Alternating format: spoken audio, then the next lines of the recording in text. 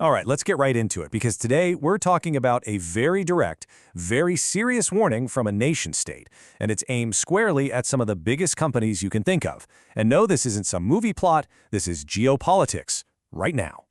It all kicks off with this quote. I mean, talk about direct. They even gave a date, April 1st, an unambiguous threat. This is exactly the kind of thing that sends shockwaves through governments and boardrooms. So what is actually going on here? Okay, so first up, let's unpack this warning.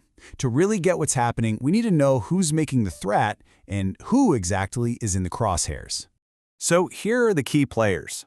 On one side, you've got Iran's Revolutionary Guard Corps, the IRGC, a very powerful branch of their military.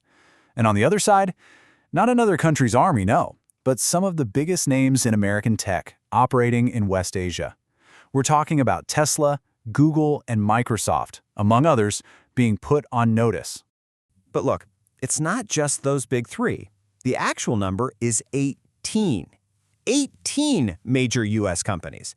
And that's really important because it shows you this isn't just about a few famous targets. They're casting a really wide net here.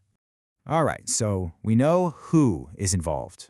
But that just brings up the biggest question of all, right? Why?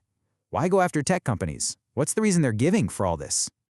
Well, here's their side of the story. Iran is claiming this is payback for what they say were U.S. and Israeli strikes that hit a huge Iranian pharmaceutical company. But here's the twist. Their response isn't to hit a military base. It's to target private tech companies. It's what you call an asymmetric response. You know, instead of an eye for an eye, it's more like, you hit my factory, so I'm going to go after your tech giants. And to build their case, Iran says this facility wasn't just any old building. They claim it was making absolutely critical medicines. We're talking anesthetics and cancer drugs. Now, that detail is really key to understanding the narrative they're pushing, right? They're basically saying, you attacked our healthcare, so we are justified in attacking your tech sector.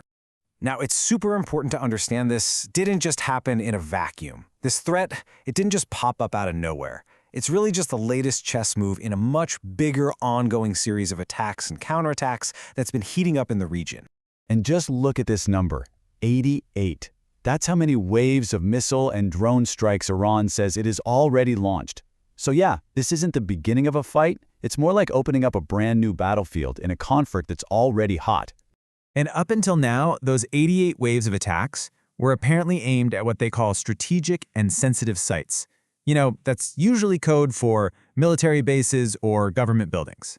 So this threat against tech companies, wow, that is a huge shift in strategy. We're going from traditional military targets to corporate ones. So all of this leads to a pretty serious question, doesn't it? What does it mean when a whole new kind of target gets put on the list? Are we watching a new kind of conflict take shape right before our eyes? And this is really the bottom line. The crucial takeaway. What we're seeing is a nation-state's military directly threatening privately owned companies. That just completely blurs the lines. It means the very idea of a military target is expanding. Suddenly, tech infrastructure isn't just a background tool anymore, it's being called a front line. And these massive geopolitical tensions, they're not just for politicians anymore, they are spilling right over into the corporate world. And that leaves us with this one big, unsettling question to chew on. In this super-connected world we all live in, where our economies and our technology are all tangled up, where do you even draw the line anymore?